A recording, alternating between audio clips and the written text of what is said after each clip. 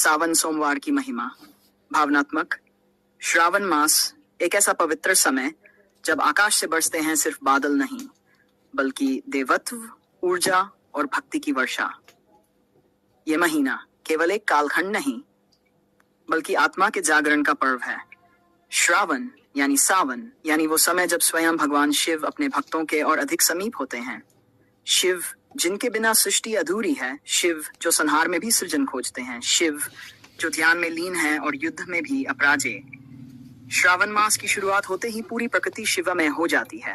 हर मंदिर में घंटियों की गूंज, हर गली में हर हर महादेव का नाद और हर दिल में उमड़ती है सिर्फ एक भावना, भक्ति। लेकिन इस पूरे मास में जो दिन सबसे अधिक शक्तिशाली, सबसे पवित्र और सबसे फलदायक माने गए हैं, वो हैं सावन सोमवार, शिव का दिन। और सावन का सोमवार मतलब भक्ति, शक्ति और मुक्ति तीनों का संगम।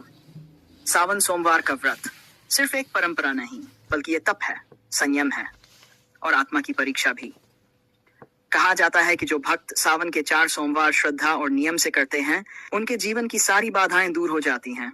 विवाह में विलंब हो, संतान की चिंता हो, स्वास्थ्य में समस्या हो या आर्थिक संकट, भोलेनाथ के इस मास में सोमवार व्रत करने से हर दुख धीरे धीरे गल जाता है, जैसे हिमालय की बर्फ शिव के चरणों में पिघलती है। ये व्रत सिर्फ शरीर के त्याग का नहीं, बल्कि मन के विषयों, गुस्सा, लोभ, मोह और अहंकार को भी छोड़ने का संकल्प है। जब हम जल चढ़ाते हैं शिवलिंग पर, वो जल हमारे भीतर के ताप को शीतल करता है। जब हम बेलपत्र चढ़ाते हैं, तो हम अपने कर्मों की करवाहट को समर्पित कर देते हैं शिव को और बदले में मिलता है शांति। इस सावन में शिव से जुड़ने का अर्थ क्या है? क्या केवल मंदिर जाकर पूजा करना? नहीं, इसका अर्थ है भीतर के शिव को पहचानना, क्योंकि शिव बाहर नहीं, हमारे भीतर हैं। जब हम क्रोध पर नियंत्रण पाते हैं, शिव हमारे भीतर मुस्कुराते हैं। जब हम किसी को क्षमा करते हैं, शिव हमारे भीतर से आशीर्वाद देते हैं। जब हम किसी भूखे को भोजन देते हैं, शिव उस अन्न में पावन होते हैं। जब हम अपने आप को क्षण भर मौन में रखते हैं, शिव उस मौन में ध्यान लगाते हैं। श्रावण सोमवार की पूजा सुबह ब्रह्म मुहूर्त में उठकर स्नान करके करनी चाहिए। अगर गंगाजल हो तो उससे शिवलिंग को अभिषेक करें। नन हो तो शुद्ध जल, दूध, दही, घी, शहद और शक्कर से पंचामृत तैयार करें, उसी से अभिषेक करें।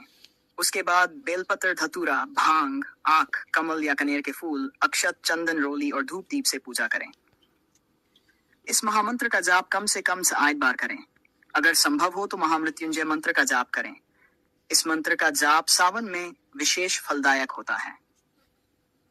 त्र्यंबक यजामहे सुगंधिं पुष्टिवर्धनम उर्वारुकमिव बंधनान् मृत्योर्मुक्षीयमामृतात्।